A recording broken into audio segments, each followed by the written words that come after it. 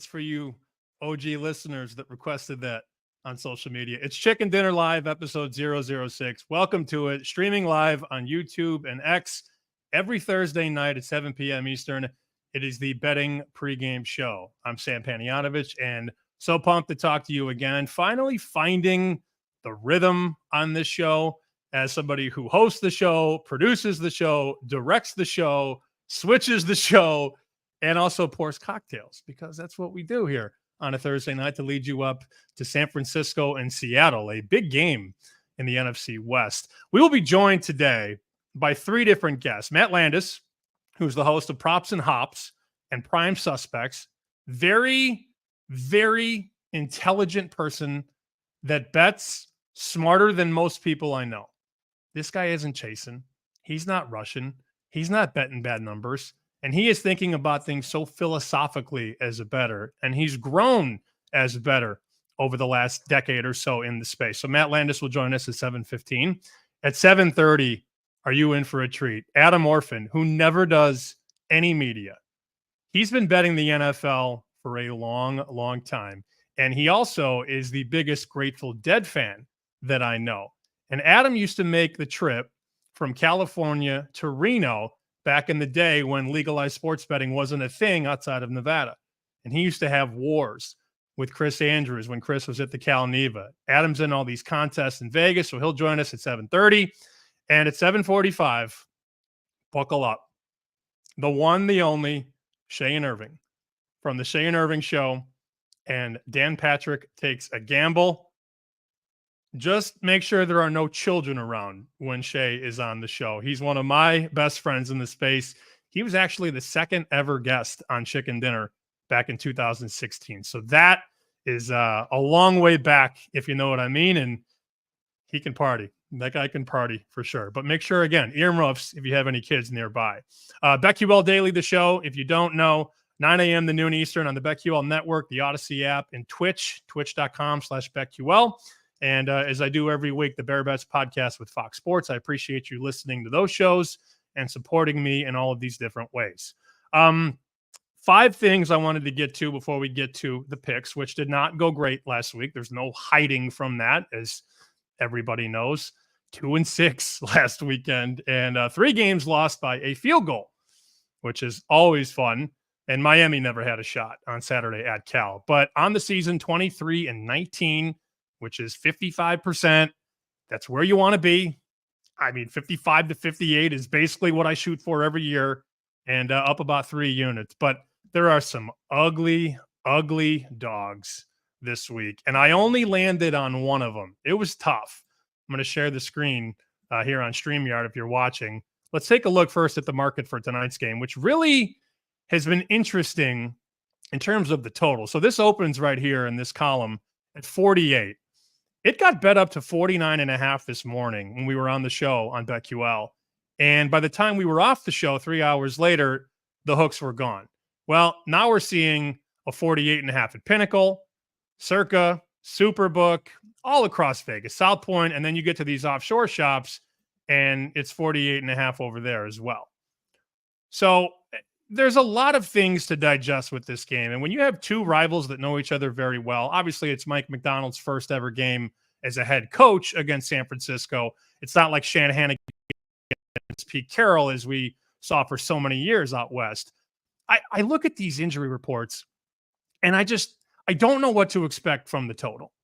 And I was listening to my buddies, Drew and Andy, on the deep dive, and Drew was saying, I could see 21-10. I could also see 38-31. When a guy like that says that, you pay attention. I don't think there's an edge on the total. But what I do like is San Francisco, which we'll get to later. And this 3.5 is staring me right in the face. I know that conventionally people don't want to lay 3.5. This is such a cheap number when you think about where the number was in the summer and where it is now. Now, obviously, things have changed, and we can't base our lines in week 6, off of what the line was in the summer. But if you think San Francisco was only a 3.5-point favorite in week 6 at Seattle, I have some oceanfront property to sell you in Indiana, because that was not even close to the number. Try 6. Try San Fran -6. Now, you've got some injuries on that side of the ball on defense. Hargrave is out. You've got some issues in the secondary. Hufanga is out. And guys like Fred Warner are banged up. But in terms of offense, San Francisco's starting to find its rhythm. The line is playing better. Purdy has been asked to go back and play more of that role he did the last 2 years, where he's not taking shots down the field.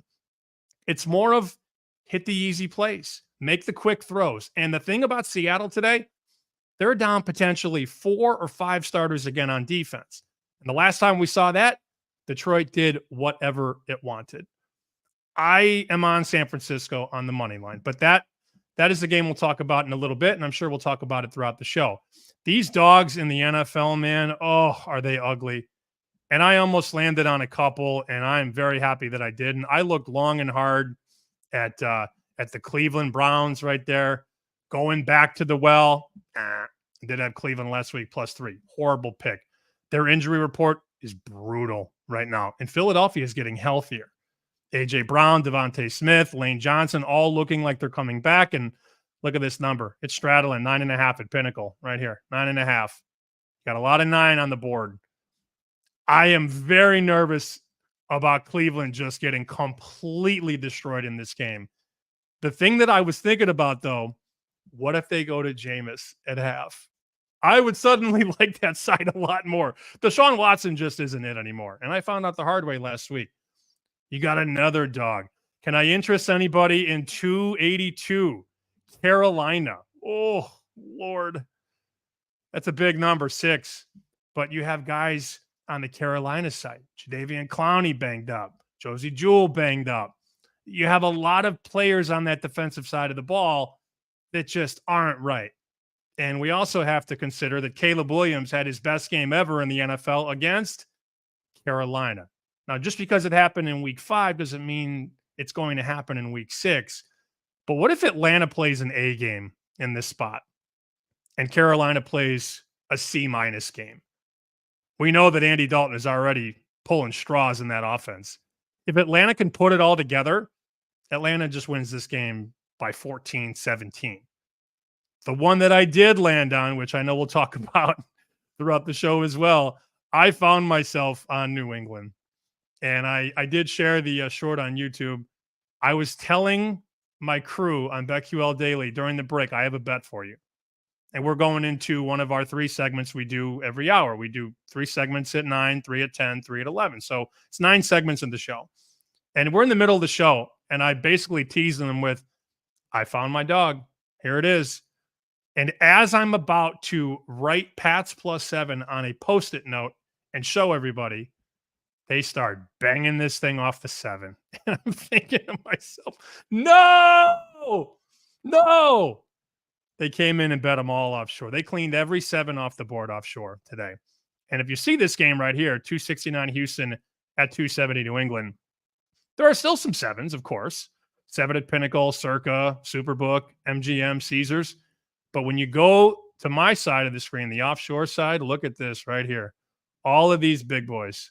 411, Buckeye, Bet Online, Jazz, Heritage, cleaned them all simultaneously at the same time. And this is a game where the number is so important. I don't need to tell a lot of you how important +7 is as opposed to +6.5. If this is 21-14, which I think is very, very possible, I can't have you betting 6.5. I think you're going to see quarterback play actually for maybe the first time all season in New England. And their line stinks. I know. Their weapons aren't great. But this team is actually going to give a shit this week. And New England is not going to quit with a rookie head coach and a rookie quarterback. I also don't think the back door is ever going to close on New England. So I will be on New England +7. This might be this weekend the last stand against Purdue. I know this has been discussed on this program for a couple of weeks now about the white flag that they were waving. And, did they get pumped against Wisconsin. 52-6, the final score. So there's something that's going to drop on Saturday. And it's not my job to break news anymore. I did it for a long time in Chicago. It's not my role to tell you what it is. Just know that something is coming on Saturday at Purdue. And We were talking about this on the morning show when the number was 18.5, 19, I believe on Wednesday. It had to be Wednesday. It was yesterday. And my buddy down there in West Lafayette says, just be ready. Just be ready. And then you get other guys working on it. And I know a booster there. So you start putting things together. Not only have they quit on this head coach who they don't like, they fired the offensive coordinator to install a new offense with basically a high school coach. And that didn't work. The quarterback got his bell rung all game against Wisconsin, 52-6. Now, look, I'm not telling you right now that you should be excited to lay 21, 21, 21 and a half because numbers do matter. They obviously matter. I think you're going to see another push, though. 21 to me would be a buy point. If you didn't follow the show in the morning on BetQL, I think you could lay 21. Anything north of that, which wink, wink, is probably going to get back that way, I think you're going to beat the closing line. This team blows, boys and girls. They're awful. And I don't know that we can do this much longer. We've done it 2 straight weeks now. We did it against Nebraska. It's 28-3 in the fourth.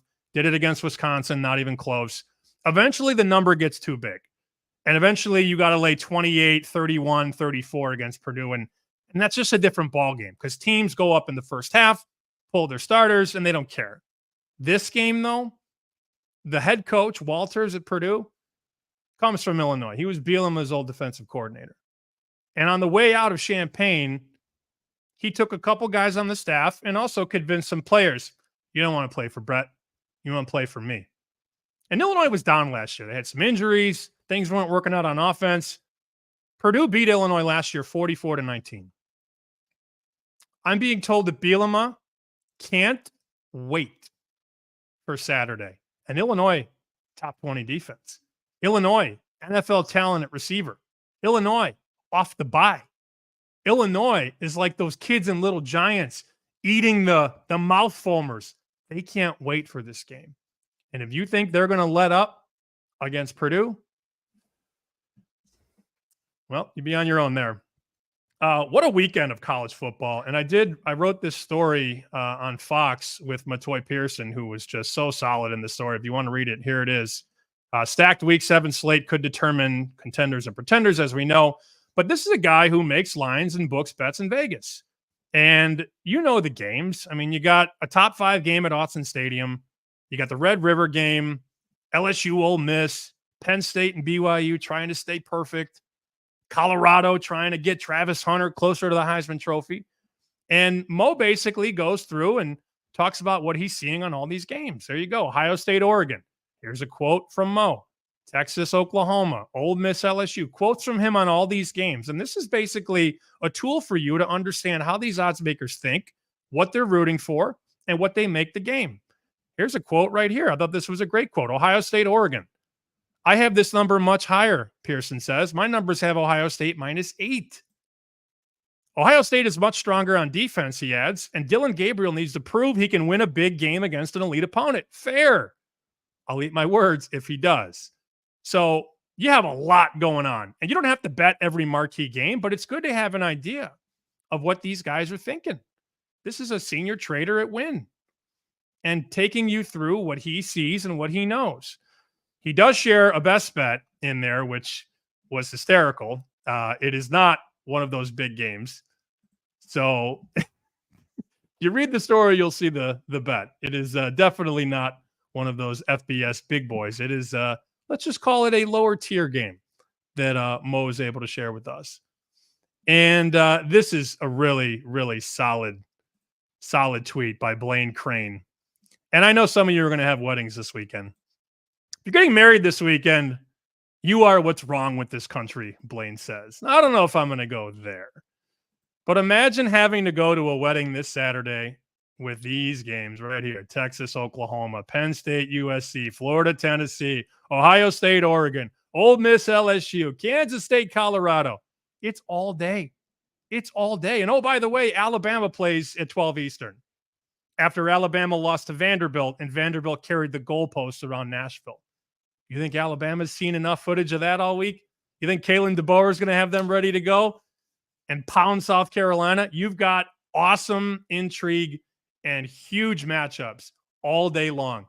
If you haven't made excuses yet, if your wife thinks you guys are going apple picking, you may want to let her know. You got a couple days to figure out an excuse. Or if you got to go take the kids to the park or whatever, just be ready. Have your phone charged. Have your mobile charger prepared. Make sure your internet's working so you can watch some of these games if you get stranded outside of your living room or your man cave. It's a huge weekend. And I don't have bets on most of these games, but I want to watch and learn about Penn State. Can they actually drill USC? What about Ole Miss LSU? Can Ole Miss win a big one with Lane on the road? Can Colorado match the hype? Everybody's betting Colorado this week. Everybody. It's a huge slate. And the last thing I wanted to share before we get to Matt Landis, I see him in the chat. This is really cool for me. You know, I've been doing this podcast in some way, shape, or form since 2016, and the downloads are countless. I mean, we've had so many listeners and so many shows. I mean, we're in the 300-400 range on shows, but I've started this YouTube thing in the last month. And I just wanted to thank you all for being a part of it and making time. You know, we got about 400 people right now. It's 7:15, 7:16 on the East Coast watching this before a big Thursday night game. And the views are up in the last month on YouTube, 493%. You know, the watch time is up, the subscribers are up. And I just wanted to say thank you for being a part of it. And the responses I thought were awesome. Cutmaker Jeff, who was on for that spike? Well, you were, Cutmaker Jeff. Tommy Lorenzo, my buddy. Excellent. Johnny Seal, take that statement back. From what I've seen, Sammy P is the king of trying new things. Not necessarily. Not always. Bill Walsh, well-deserved. Fade the plebes. You love to see it. Brian C., we are either cashing tickets or making another drink. I do have drinks standing by. Never let the highs get too high or the lows get too low. Garlic Bob, you do a good job. Brian, again, Bach. And my guy, Ben Franklin. Got to admit, I missed the old opening of Away We Go. Well, we're back, Brian and Ben and Garlic Bob. All of you, I appreciate your support. I'm going to get to Matt in a second. I'm going to blow through these picks real quick. We got Niners tonight, money line with the Packers money line at plus 15. I didn't want to lay points with either one. Got Oklahoma plus 14.5. UCLA plus 4. Rutgers minus 2. Ohio State minus 3. The Jags to beat the Bears in London plus 105. Patriots plus 7. A little chalky, minus 120, but that 7 is so important. The under in Chargers and Broncos, 35.5. And I can't believe this Cowboys number. When they met last year in Dallas, we're talking Dallas minus 4. Now Detroit is minus 3. I know Parsons is hurt. I know they got some guys banged up. But those guys aren't worth 7 points. No way. We'll revisit those picks at the end of the show. But joining us on the show, he is the host of Props and Hops and Prime Suspects. And he actually taught me how to use StreamYard when I did a show, I believe, in the summer. Matt Landis joining us on Chicken Dinner again. Hey, buddy. Sam, great to be with you. And you at this point have far surpassed my StreamYard skills. So I'm here to learn from you and maybe reapply some of what I get tonight onto some upcoming episodes of Props and Hops. Well, you basically set the foundation for me, and I have sort of learned on the fly. There are a lot of moving parts here, as you know, and you do a great job on your show, and I've been a guest on your show. And I think the way that I would describe you is just very calculated. You know, there's not a lot of gamble in you, which is not a bad thing at all. And correct me if I'm wrong, but I don't see you firing bets you don't like. I don't hear about you doing things that might not line up with your, you know, your, not your formulas, but the ways that you bet. You know, you have a way to do things and you have a way to go about business, and you don't break those rules. You're disciplined. You're very disciplined. Those things are all good though, and that's what people should really strive for. Not firing the Thursday night college game because South Alabama's on. Not having 6 beers and betting on the Hawaii over. I feel like you haven't done those things in a long time. Am I onto something? Yeah, and I really appreciate it. I take that as a high form of praise. And I think something maybe we'll get to with Adam Orphan a bit later on, learning from one of the best, David Malinsky, just caught lightning in a bottle. As I was getting into this, I discovered his column, and he was as disciplined as it got. And he still enjoyed this quite a bit and enjoyed a life well beyond sports betting. So I've tried to take a page from his playbook, if you will, and it served me well. I feel like a lot of people might be inclined to bet a game, to your point, because it's a standalone slot. It's about to kick off. Let's get some action and just write it out for entertainment value.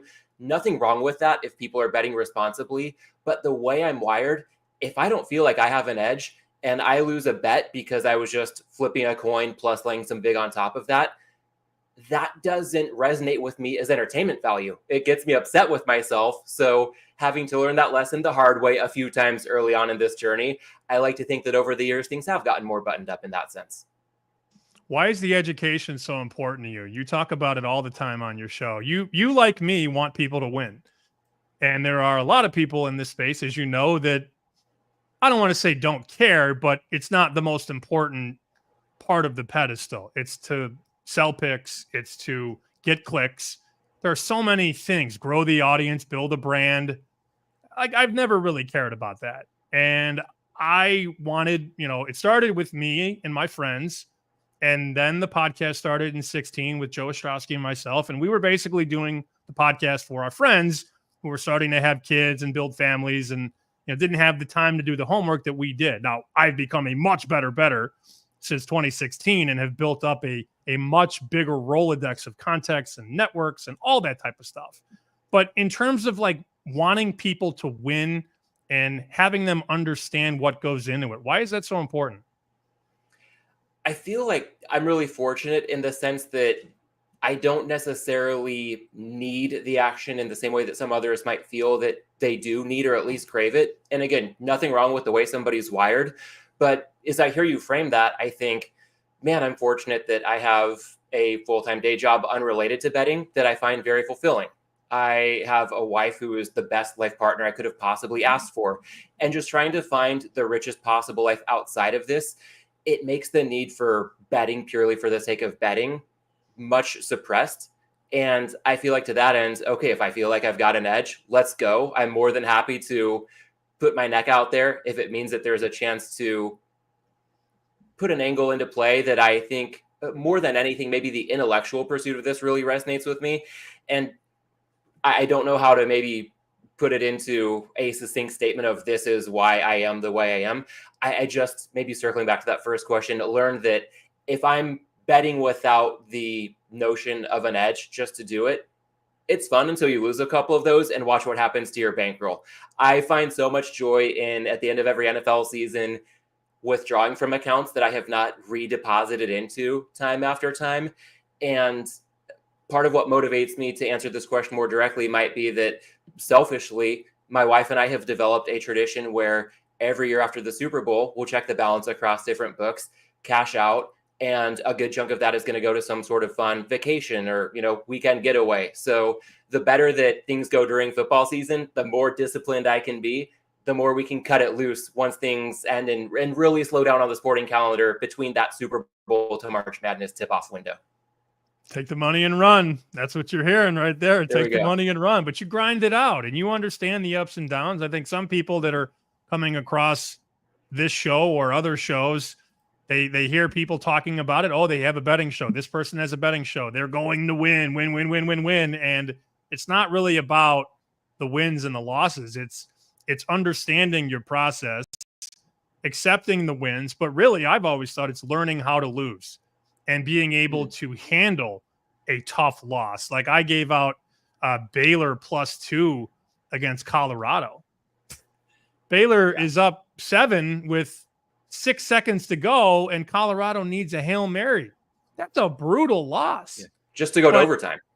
It's not the fact that I lost. It's the fact that I didn't spray every other game on the board after that loss. You just you take a deep breath and you move on. Let's talk about some NFL stuff. I know you're close to the West Coast, but you can take us basically anywhere you want. I'm going to pull the screen up. You were talking about potentially a teaser piece, whether it be one leg or two legs that you like. And I know you got some other action you wanted to talk about. Take us through what you're looking at for week 6. Yeah, and one quick thing to build on your last comments before we dive into the NFL slate. The ability to not chase losses, as tough as those losses may be, is so key. I have so many friends and coworkers who've talked about, oh, how was your betting result for this standalone game? Or how was your NFL weekend? Or how was your NFL season? Even the Super Bowl is not an arbitrary endpoint. If we look at this over the course of the long run, if I lose 1 unit this season, that could affect my bankroll next season and years beyond that. So just, I feel like that kind of disciplined approach can have maybe a lot of boredom associated with it in the eyes of many, but I feel like it pays compound interest over time. So going to share that to piggyback on your most recent comments. And with regard to this week's NFL slate, there was a teaser that I was referring to when we texted earlier today. Almost as I sent that out to you, I saw Hitman Service give out the same thing. So credit where it's due to Hitman. I was onto this, but I know it came out publicly to those who follow him as well.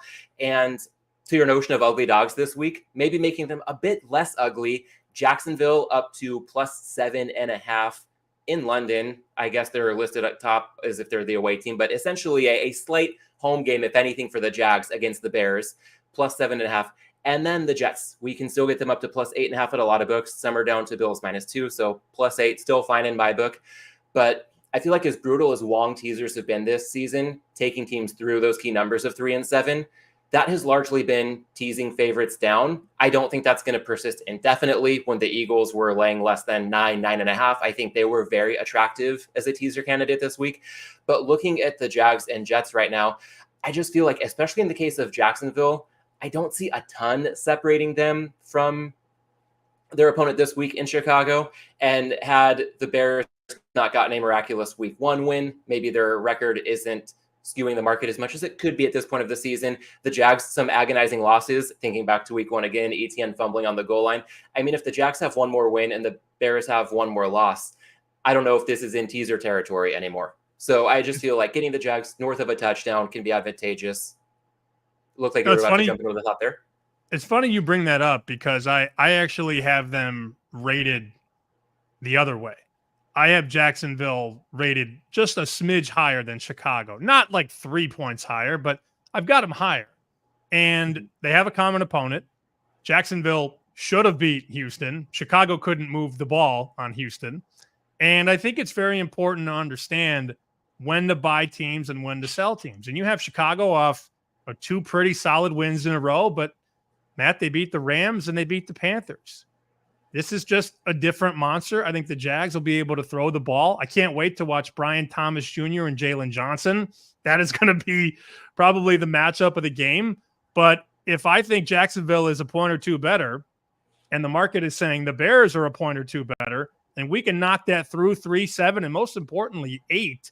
I've talked about this on the morning show a bunch. With the way teams go for 2 now in the NFL, like when they're down 14, they score that first touchdown. They don't kick the extra point anymore. A lot of them, they go for 2. And we saw that last year when Miami was playing Tennessee. Miami's up 14. Vrabel gets a touchdown, goes for 2. So they convert, down 6. They get the ball back, score a touchdown, kick the extra point, win the game. But if you're holding +7.5 now in those old Wong teasers through the 3, through the 7, if they go for 2, you're a loser if they don't get it. So that 8 is in some weird way not as valuable as the 7, but man, it's important these days. I feel like the first time I recall seeing this notion come into play, not only with the 7 teams going for 2 down 8, 6 and 8 come into play more, but even teams down by 4 can go for 2 later in games. I think it was Doug Peterson going for 2 Jags against the Browns in Cleveland last season, if I recall correctly. And we could see 2 and 4 become more prevalent. So yeah, 3 and 7 are still key numbers. I refer to 3 often as the king of key numbers. But to your point, any half point, any point you can get is worth its weight in gold. So I think that Jacksonville pretty much +7.5 being the ceiling for them right now, looking at market prices, that does take some of the luster off of this teaser. But I honestly wouldn't be stunned if the Jags were pick 'em or a short favorite by the time this game kicks off. I'm not saying it's likely. I'm not saying I would bet that. But with this teaser, getting them up through the 7 gives me just enough comfort with that leg. And then to your point, with the 8 being a more key number these days, with the Jets being able to get up to +8.5 hosting Buffalo, I'll disclose upfront, as I have many times on my show and other platforms, I do not consider myself to be an originator. I do think, especially as we get deeper into the season and deeper into the weekly NFL betting cycle, market efficiency can be very telling. So I'm a believer in that. And I look at this Bills-Jets game as a free roll in two ways. One, not one for a narrative, so I'm not going to put any stock into it. But if it means anything, the Jets firing Saleh, having a new coach, do they get that dead cat bounce? You could argue they fired the wrong coach. Why is Hackett still there, even if he's not calling the plays anymore? But hey, if that means anything, may only mean a positive.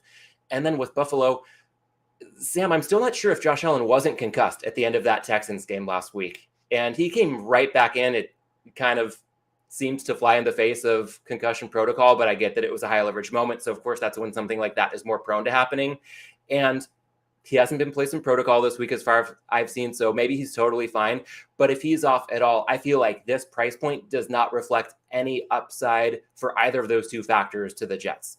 Beyond that, the standard method of just crossing some key numbers, the Bills, especially the past couple of weeks after they were just dynamite to start the season, getting exposed by some better defenses. They don't have the same explosiveness on offense that they have in the past. I don't expect the Jets offense to set the world on fire, but I don't think they need to cover this teaser leg. I see our buddy Adam Orphan is in the chat. Before we get to him, two things I need. I need to know if you have a drink. I blew that one. I have some whiskey standing by just in case. Okay, you did bring something. All right, what do you got? You always got something good. Yeah, this is a fun one. So this beer it's actually called Baseball. And in the spirit of baseball season, being in LA right now, born and raised in San Diego, Padres, Dodgers, game 5 tomorrow. I know this is a football-focused show, but I'm excited for that. And I'm excited for this beer because it's honestly not the most exciting for craft beer geeks, but it is very light, crisp, and refreshing. I view it as an elevated take, if you will, on the Bud Light, Miller Lite, Coors Light types of beers. But this one, I'd say, to express my craft beer fandom just a bit, a little bit of notes of bread, stone fruit, something that just like gives it a touch of flavor and is still really light and refreshing beyond what you'd get in some of those more standard macro lagers.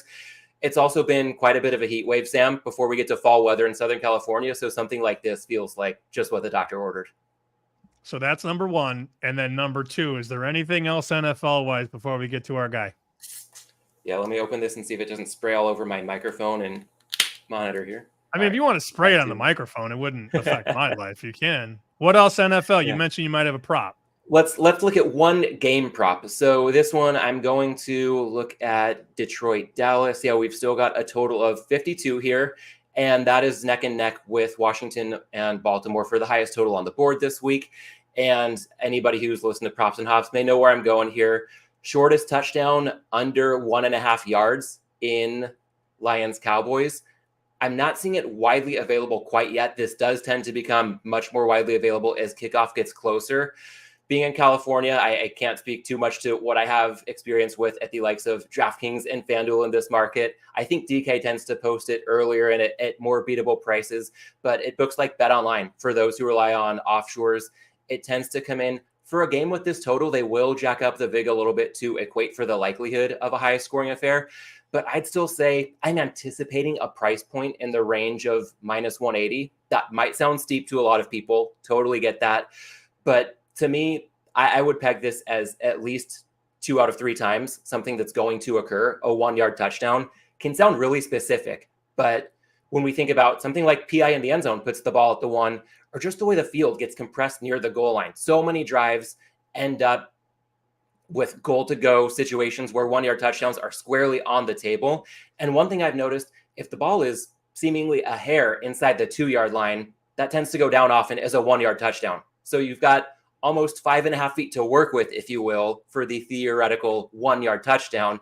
Looking at this matchup as well, especially on Detroit side, I feel like their offensive line against Dallas's defensive front is just a huge mismatch. Detroit has been a meal ticket for this prop over the years. David Montgomery behind that O-line. Wouldn't be surprised to see him get it in. Bit of a free roll if the Cowboys do it. I know it sounds like a steep price, but at minus 180 or better, and I think a lot of books will have better odds closer to kickoff, I'm liking shortest touchdown under 1.5 yards for Detroit and Dallas. All right, a high total too, obviously in the low 50s. Let's bring in our guy, your friend, my friend, everybody's friend if you're in Vegas at a Grateful Dead show at the Sphere, Adam Orphan, who's been betting the NFL maybe just a couple years longer than we have, Matt, and a frequent flyer.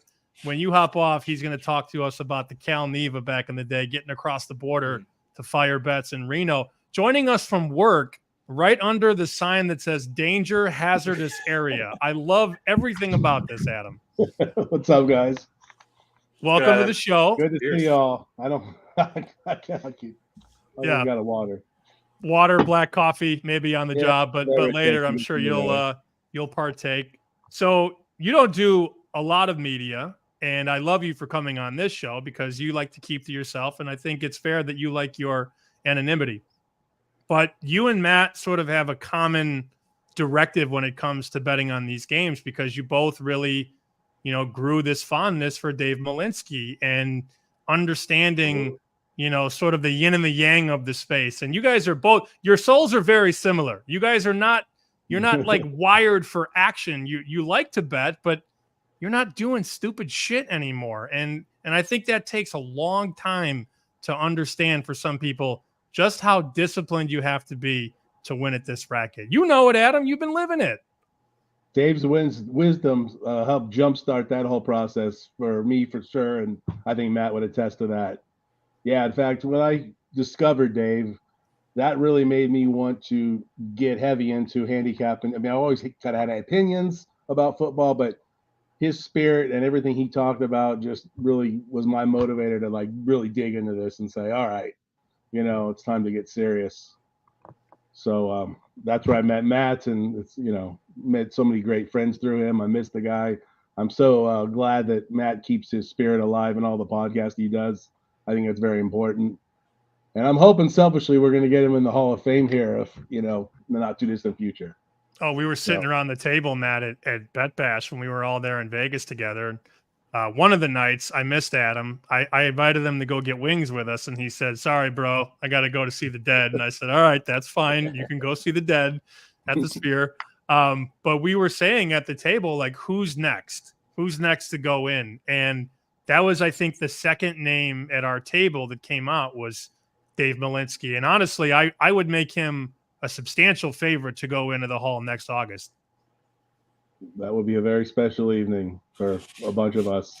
So I hope we see that happen. I really do. So how did you guys? You're right, Sam. You guys first met where? Well, so I work at GoDaddy. I told you, when I got this job, I immediately knew, hey, there'll be a football pool here. And so I found some guys, they were doing football pools. And, I'm talking to guys, I'm getting my butts kicked by guys that don't know nothing. And so this is going to sound so dumb. I just Googled handicapping NFL football. One of the first things that popped up was pregame. So I jumped on there, did some things in the forums, and quickly found Dave. And I could tell right away, I'm like, oh, this is a whole different thing than the whole touty world of, yelling and screaming and lock of the week stuff. And so I kind of met Matt directly, him and others that were on there just through exchanging posts and stuff. Then followed Matt and Dave to I forget what it's called. Yeah, Sportsbook Review site where you did the first podcast with them. And then just been exchanging, Twitter, things back and forth. And ultimately, and I want to give a big shout out to Spanky for this. It wasn't until Bet Bash where I actually got to meet all these Twitter relationships I had developed. And then everything exploded for me, just from a networking standpoint and meeting people. So that has just been like huge, for me personally. Matt, what do you want to add? I feel like meeting guys like Adam at Bet Bash, again, have to underscore the shout out to Spanky. If anybody's watching this and they're on the fence about going, Sam, I know we've had a blast connecting there now the last 2 years. If you're on the fence and you can possibly swing it, cannot endorse it enough. And then if the sticker shock of the ticket price is a factor, I think Spanky would be cool with me putting this out there. Just being in the general vicinity of Circa and downtown Las Vegas during the week of Bet Bash, get to Legacy Club every night, except for one night after the Sports Gambling Hall of Fame induction. That's not a ticketed event. It's open to the public, so you can still get a lot of the benefit. Those real life connections have just been surreal. Adam has been one. And one thing that I think Adam helps me to remember about Dave's legacy, not just on the sports betting side, but when it comes to his fandom of the Grateful Dead or all things classic rock. I mean, Dave would embed YouTube videos into his columns, and it would be listening accompaniment to, you know, maybe a 1,000-word long post breaking down a lot of betting insights, but just having the right vibe. I know that when we talk about discipline and a big part of my process can seem boring, just having some way to touch base with, my interest in classic rock or other areas that Dave lived a rich life through people like Adam who keep that alive beyond the sports betting realm has really just been invaluable over the years. And then specific to sports betting, one thing I consistently bring myself back to when it comes to Dave's legacy is a phrase that he coined when I think I was suffering my first bad beat meltdown. I was just beside myself. It was the Packers-Lions game. Geez, I think this was probably 2016-ish. It's when the game was over. The Lions, I think, sacked Aaron Rodgers or ended the game, and there was this weird face mask or roughing penalty called that gave Green Bay a Hail Mary from the 30-yard line. It was the Rodgers to Rodgers Hail Mary in Detroit that pushed the game over the total after it had been officially zeros on the clock before a late flag came in that seemed totally bogus. I felt violated. And I just remember reaching out to Dave and I'm like, hey, how do you process this kind of stuff? Of course, it was my first experience. So I thought, nobody has ever been wronged like this before. I am the biggest victim in the world. Of course, people feel like this every day when they're betting on sports. And Dave just very calmly responded that he chalked it up as the occupational privilege tax, accepting up front that the ball will bounce in weird ways. Referees will make bad calls, coaches will make bad decisions, players will make mistakes. And if you accept that all up front before you place a bet or turn on a game, just reminding yourself that that's going to happen. It's not a bulletproof way to keep your cool as much as you might like to. Ask my wife after these recent couple of USC losses how I responded in real time. But at least keeping the perspective to the extent that you can is only going to help. So, I mean, it's been, about 6.5 years at this point since Dave's sudden and untimely passing, and yet connecting with you guys and just stuff that I come across every single day seemingly keeps the legacy alive and well. And Sam, I hope that you are spot on with him being a favorite to be a member of the 3rd Sports Gambling Hall of Fame class. Well, Matt, you are off the hot seat. You can enjoy yourself. You can kick back, watch some football, drink your baseball. Yes, that is a beer, boys and girls, baseball. And you can listen to Matt Props and Hops and Prime Suspects. There's the can if you're watching it on video. Matt Landis, appreciate your time, buddy. Thanks for hopping on. Thanks, guys. Have a good one. See ya. All right. Now it's one-on-one time, baby. Now it's just me and you, and there's nowhere to go. Right on. So before we get to, I know you have a lot of NFL that we're going to touch on. You're in the Circa Million. You're in the Last Man Standing. You were telling me earlier about how you have sort of morphed as a bettor through the season win totals challenge at the Westgate. And I want to get to all that because people at the end of the day do want actionables on a show like this. But I knew that you were a good dude. I knew you were one of the dudes, though, when Chris Andrews was talking about, he brought you up by name at one of his panels in Vegas. And he goes, yeah, Adam used to come across from California and try to pick me off at the Cal Neva. And I'm just thinking about, like, you know, the tumbleweed rolling through and you driving across the border to go bet a bad number at the Neva. When did you start going to the glorious Cal Neva in Reno, Nevada? So when I turned 21, I grew up in the Bay Area. That's where we lived. And most people there would go to Tahoe and Reno because you could drive there. So when I turned 21, we loaded up the boys and we, went up there for a long weekend, and we were staying at Circus, which was one end of the strip. And then we basically just got there, went through each casino. By the time we got to Cal Neva, it was dark. And in Cal Neva, it was the 3rd floor was the poker room and the sports book and the race. And I guess they had a horse counter too.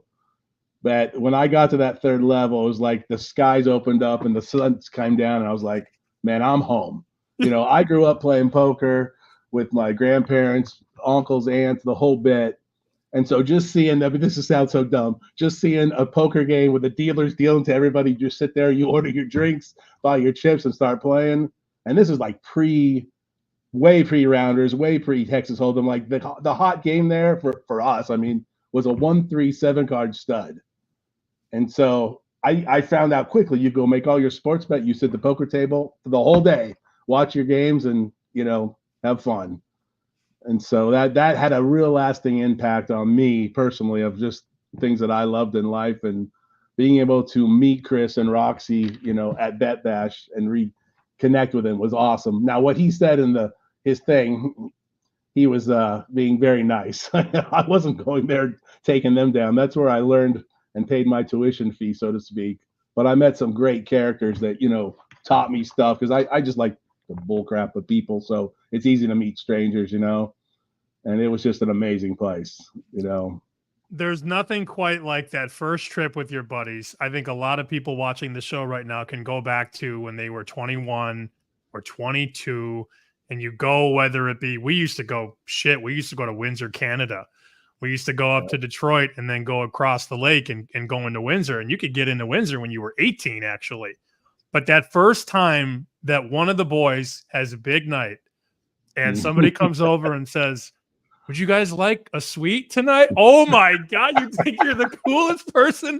You're 21 years old. You went to Windsor or Reno or wherever. You went there with $500. Now you got 4,000. It might as well be $1 million. And they're giving you a free room for a couple of nights. What could possibly go wrong? Yeah, really. What could go wrong? That's awesome. But yes, I think everybody can relate to those kind of stories, So that place just lit the fire for me.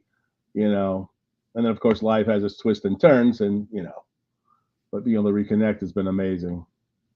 So NFL, as I mentioned, you're in a bunch of contests here, and I don't want you to spoil all your selections, but when you look at this slate in week 6, and you've been betting this league a long time, you've been doing the contests a long time, what's one of the first games or two that jumps off as something that you might attack this Sunday?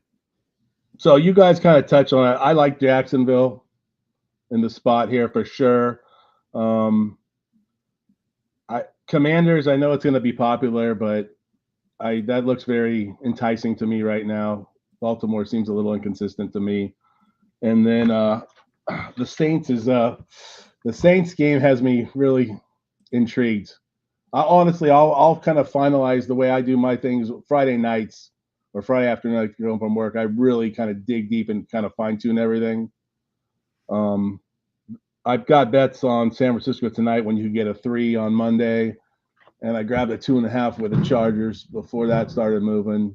So those are all the things I've bet right now, and then just kind of working on the contest picks and the other plays we'll make. I am a big fan of Jacksonville this week, and it's not an anti-Bears thing, because I had Bears. Man, I laid money line. I had 2.5, 3 against the Rams. And I had to live through that and think, oh, man, was I lucky to win that one. Maybe not lucky. I mean, they were the better team, and the Rams, to me, blow. But I did not go back to the Bears last week, and that would have been a damn rocking chair against Carolina. They're not good enough to be going to a different country and laying points. Not yet. And it doesn't mean that they can't win. I think if this game is played 100 times, Jacksonville wins about 60 of them. That's sort of where I'm at. Yeah, I heard you talking with Matt. You might be even the tad higher in Jacksonville than I even am. But I love a scenario with, like, the Bears were, to me, their win total was too high at the beginning of the season, in my opinion. They get a lot of love. Winning the game against Tennessee, they should have never won that game. And then the last 2 games, I think, creates a great situation, because everybody thinks, Caleb is all that and the Bears are all that. I think this creates a great opportunity this week, for Jacksonville. Yeah, so Jacksonville, you said Washington might be a little public. I mean, Baltimore, if Baltimore's corners can't do what they're supposed to do, I don't care how square it is. I mean, their defense certainly has some holes. And this quarterback, I mean, I was talking to a couple guys the other day. They're already telling me through 5 games, they've got Daniels as a top 6, 7 quarterback in the league because of his abilities, his knack for taking the right risk, not just any risk, not the I'm going to throw this football a mile or I'm going to rifle one through triple coverage. He just knows when to run. He knows when to throw. He looks so advanced, and I think unfairly they make that comparison to C.J. Stroud last year, but man, that's a team that, some people were telling me bottom 3 in the NFL, and you got them with 1 loss only. It's remarkable. And look, I think it is going to be a public side, but I'm not laying 6.5 with Baltimore. Right. Now, when I say I specifically on the contest, I want to avoid the games that are popular if I can, if we can help it. But obviously, when you got to pick 5, you got to pick 5 that you think are going to win. Now, I'll say this about Washington. My offseason win total work, I like them going over. I was high on a couple potentials, but I was worried about their defense, their offensive line. And the wild thing is Daniels didn't throw the ball past the line of scrimmage the first 2 weeks of the season. I was on Washington week 2 in Survivor and sweating that game against the Giants where they couldn't, cover neighbors for nothing. They're up and down the field, and yet they could only get field goals. But it's like since that game, I think it was the start of the Cincinnati game, he's chucking the ball down the field now and opening that whole offense. They're fun to watch right now. Yeah, it's that line in Happy Gilmore when, Happy learned how to putt. He learned how to take the ball downfield. It's not like he's doing it with all pros at receiver. It's not like he has an elite offensive line. He is the guy as a rookie, and it's awesome to see. And I'm not going to be that guy that just bets against him because he can't do it. I saw it, man. I remember when Dak Prescott was a rookie. This would have been either 2016 or 17. And I thought to myself for about 5 weeks straight, he can't fucking do it again. He can't do it again. They went 13-3 that year. I learned, talk about paying tuition. I paid some tuition fading the Cowboys because, Dak's a rookie and he can't keep this up. And that is not true. I know we only have a couple of minutes left here, but you were mentioning before we got started about you're in the season win challenge at the Westgate. Mm-hmm. And I don't know if you did this by design, but you found a new attack point or you found a new angle to bet the NFL through, I believe, some of your processes going into the win total contest. Can you kind of explain what you were getting at? Yeah. So first of all, I think the Westgate win total contest is one of the best, most under the radar contests there is. Now, I realize they only play 5 places, but it's to me, I mean, I cashed 3rd place 2 years ago, which was cool and all, but it changed my whole way I look at the NFL. So I spent a ton of time in the off season really combing through each team through like 4 or 5 different filters of win totals. And I studied the schedule pretty deep. So in the midst of doing that, I was like, not everybody else, not a lot of people are high on Seattle before the season. So I was high on Seattle. And as I was going through the schedule, I looked at their opening 4 games and I'm like, man, this is pretty soft. I mean, New England was the only quote unquote real good defense they were going to face. And FanDuel had a 28-1 on leading passer after 4 weeks for Geno Smith. So I grabbed that, and going into week 4 game, I mean, he was 340 yards behind, but he threw for like 390 or whatever. So that was a nice little nugget to get in doing the win total work. I also noticed that Jacksonville had this brutal start. While I didn't win the bet because there was a bet for how DraftKings had like how many wins would they have after 5 games. I picked 0. They played Indianapolis, of course, last week, as we know, but because of the injuries and stuff, I truth be told, I hedged off on on Jacksonville. So we still made something off of that, for that hard work. But those were just 2 things popped to life, combing the schedule and looking at things and then kind of just digging into menus and seeing what they're offering. Oh, the right bet can put you in a spot to do whatever you want. And that. Holding that Jacksonville ticket to start 0-5 and you get the first 4 out of the way, you can actually do something with that. It's much better to lose in week 5 than in week 1 holding that ticket. 100%. And they should have lost in week 1. Let's be fair. Yeah. They should have lost. ATN's fumbles going in the end zone, and that was a gift. But, these things happen both ways. Anything else you'd like to share before I let you go back to work and deal with the hazardous danger behind you? Not so much. I mean, I just, one of the things I told people when I first met at Bet Bash is I just love to talk to people who want to talk football, nuts and bolts, so it's been great meeting so many people. You can text, call, whatever, share ideas. I think that's awesome. This community is actually a little bit smaller than, I was led to believe from being on the outside. So it's been real cool getting to know you, other people in the spaces, you know. I Well, appreciate that. I just wish you would stop tweeting at me from your burner accounts when I lose a bet. All right. Will you stop doing that? Let me tell you something, buddy. I feel your Baylor pain. My daughter's going to Baylor, so I'm a fan of Baylor financially. I had that Baylor game unfold and then the Niner Ram game unfold. Now, I didn't have bets on either game, but they're my two fan, sports team, so to speak. And that was a rough 24 hours of questioning if I know what I'm doing, No, you definitely know what you're doing. That's Adam Orphan, longtime NFL bettor. We are lockstep on the Jaguars. Good luck in your contest this weekend. And I don't know if I'll see you again until August, but if I do, if I make it out that way, if I make it west, I will definitely shoot you a line. Unlike Buffalo, you're welcome in Phoenix at any time, my friend. All right, buddy. Back to work. Duty calls. Take care. Yep. It's Adam Orphan joining us on Chicken Dinner. What a good dude he is. Speaking of good dudes, the legend is here.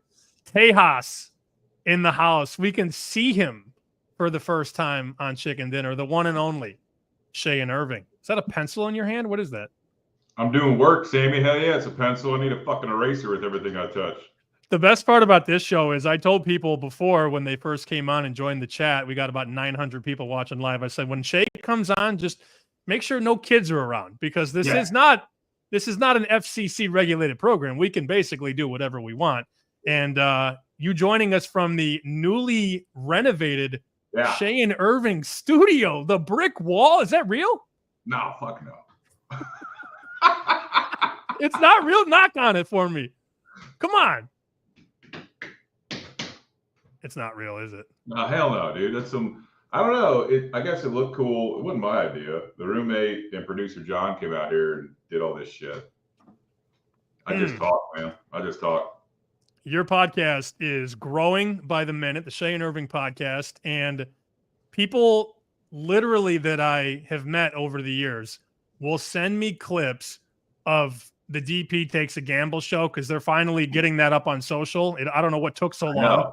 I know. They're finally getting clips up on social, and Ray and Dylan and the crew, they're doing a great job. And people that know that I bet will send me that clip and tell me, man, I wish you knew that guy. And I'm like, I do know that guy. I know that Shea and Irving guy. It's so funny that you're this figure now that people want to get to know and people want to hang out with. And obviously we've hung out plenty of times and done some damage, if you know what I mean. Yeah. But people are sending me clips of you being like, wow, you should really get to know that guy. Man, he was the second guest on this show, Chicken Dinner. It's been a minute. Yeah, dude. I'm a fucking veteran here. I graduated a few times and came back. I love this shit. So I bet the Cowboys +3. How do we feel? I saw that. Go ahead. I think this line is a joke.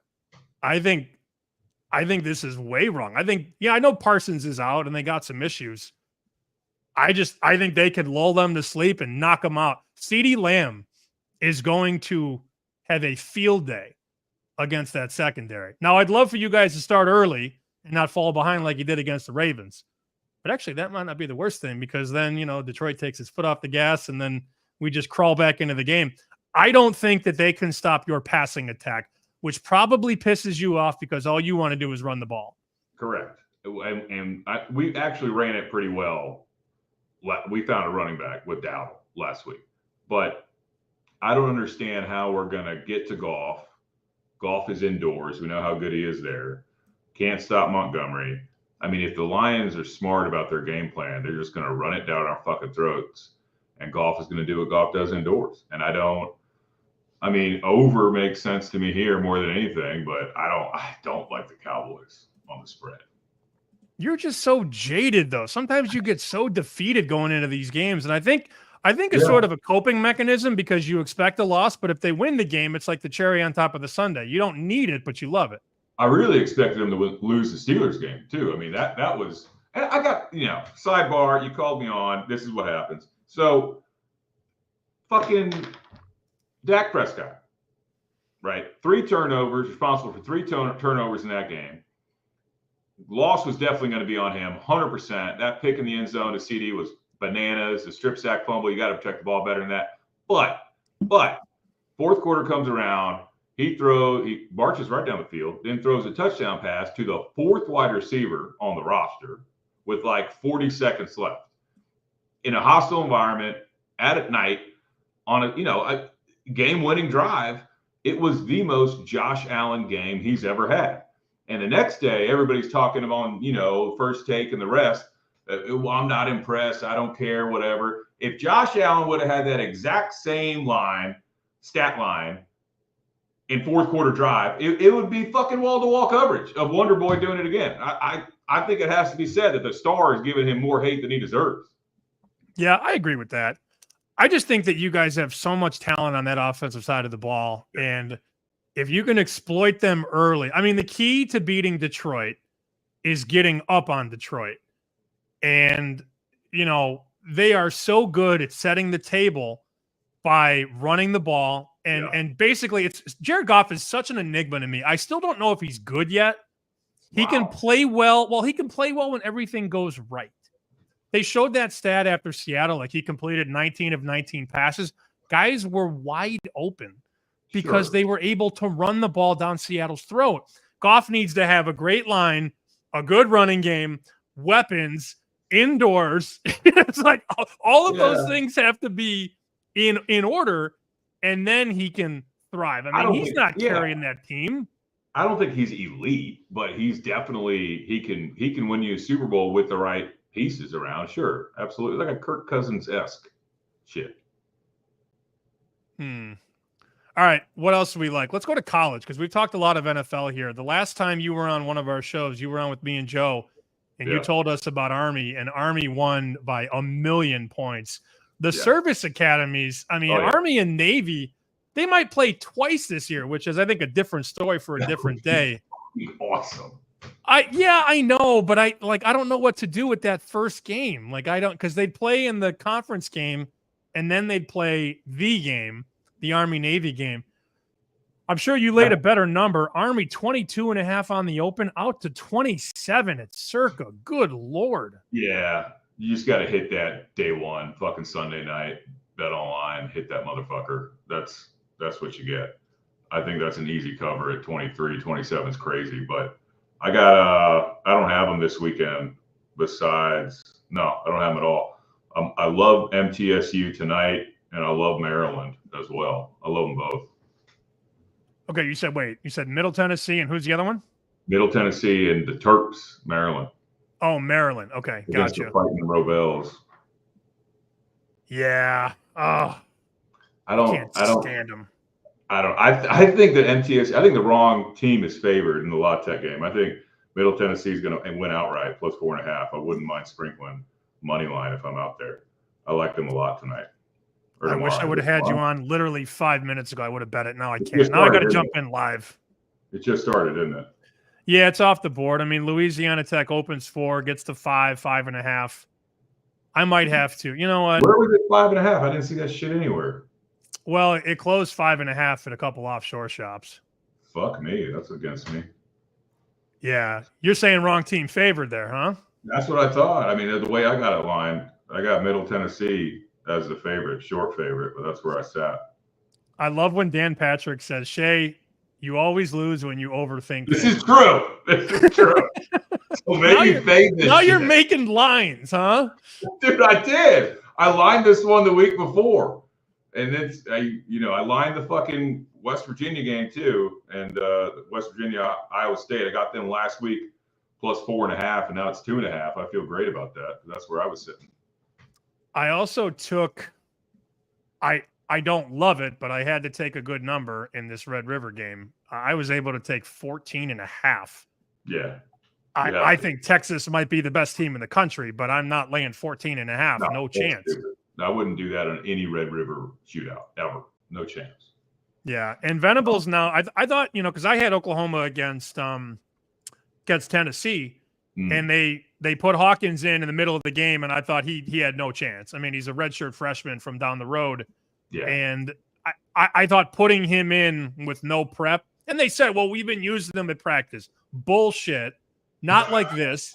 Not ready for Tennessee. You want to put him in against Tennessee with that defensive line? They've figured out what he does well. They're running him a little bit more. Yeah. And also, hey, guess who Texas has on deck, Shea? Georgia. I know. I know if you're, I don't besmirch you one fucking bit. I'm on the under there at 50.5. I like that. I think Venables is I think what's really gonna be revealing is after that first series, right? The scripted series and all the emotion coming out in the first couple plays. After that, what is Venables' real game plan against Quinn Ewers and to disrupt the play action and the RPO shit? Like you gotta stop Quinn on play action if you want to beat Texas. You got to, because him off the play action, he's one of the best in the fucking country. Just his arm talent's beyond on play action. Yeah, that's going to be, I think it's going to be a weird game. And obviously, like, I hate going on shows and people will talk about, well, this is definitely going to happen. Oklahoma could lose by a field goal. Oklahoma could lose by 30. There's a range there, but I feel like more times than not, they're going to be in the game, hang around enough. And if they're down 21 and I'm holding 14.5, prevent. 100%. 100%. Yeah. So I am not laying 14.5 in the Red River game. No, that's such a fucking dumb bet. Anybody that lays that. I'm a huge Texas fan and I ain't laying that. Yeah. Well, for you to say that means something. Although I don't like that you're anti-Cowboys and anti-Horns on the show. No, I just think it's obviously a bad number. It's just a bad number. 14.5. It's just such a square bet to hit that. I mean, I think Texas can win. Absolutely. I don't think it's going to be a blowout. I think the under is going to hit. I think Texas could win this game. I think they could win 27-17 and call it a fucking happy day. Well, I will say, I remember being about 22, 23 out of college, no money, obviously, and still gambling, of course. 100%. And I saw the total. We're going back early 2010s. Yeah. And I remember, I had a local and you got the account. And I remember seeing the total at 68.5 and thinking, oh, that's a lot of points. Bro, 28-27 at half or something like that. Right. You're like, wow, I am not good at this. But to that point, and I just noticed you have the Chicken Dinner hoodie on. I love you for wearing that on the show. But just remembering that detail and remembering the total being 68-69 and seeing this one open 51, the total tells a story, does it not? 100%. 100%. I think that's what I mean. If you're laying 14.5 with a 50-point, I think it's a square fucking bet, dude. It could hit. 100% it could hit. Just it don't make mathematical sense. Sorry. All right. Anything else in college football before I want to play buy or sell NFL teams with you and then get you out of here because I know you're busy and you got a lot going on. Any other college? I love the Condoms plus 4.5. I think Franklin's a fucking bum. You know how I feel about him. And a long travel day for him. I don't think he can keep them together. And I love North Texas on the road against FAU. North Texas. What's the nickname there? What's your nickname for them? I call them the Groovy Mules because there's a really cool bar in Denton that one could procure a lot of things at. Really good Italian fellas ran the place. There was a clip of you on Dan's show, DP Takes a Gamble, and you had said the fake Baptists against the bomb droppers. and Dan just cuts in and goes, that's Baylor and Air Force, right? Or like something like that. It's like chiming in. Dude. Of course it's the bomb droppers. Of course that's Air Force. Air Force is like worldwide drone champions, 20 years running in the country of Afghanistan. Of course they're the bomb droppers. They're undefeated. Your podcast has gotten a lot more what's the term? Traffic, a lot more eyeballs and ear holes since you we don't need to go into it here, but you've been pushing maybe some of the political angles on the show and having some success with it. Yeah, I've kind of been letting it hang out a bit, which is ironic. Like I finally exposed my face and then I'm just like talking shit about the political structures of this country and immigration and all the other fun stuff, which is funny, but I don't really care anymore, Sammy. Like it is what it is. These are my passions. I love politics and I love sports. That's where I'm at. That's who I am. So well, we were driving back because we hung out after we did the show at the end of August. Ironically enough, the day before they announced the new lineup at BetQL, and I woke up to a million texts like, "Oh, I want to die," hanging out with Shea the day before. Yeah. But I was listening because you on the way back you dropped me back off, and you're like, "What do you think?" And I'm like, I don't know what I just heard. I liked it, but I don't even know where to respond. Yeah, it's different. It's I'm having fun, man. I'm having a good time. I want to do this shit. So well, you got to be yourself. I mean, you got to be yourself. I think so many people want to be other people, and I actually told DP this when I first met him. I said, when I was in college, I wanted to be you. Yeah, and he said that's a mistake. Yeah, because you have to be yourself, and you've clearly embraced yourself, and you've embraced showing your face, and you've embraced everything that has made you who you are.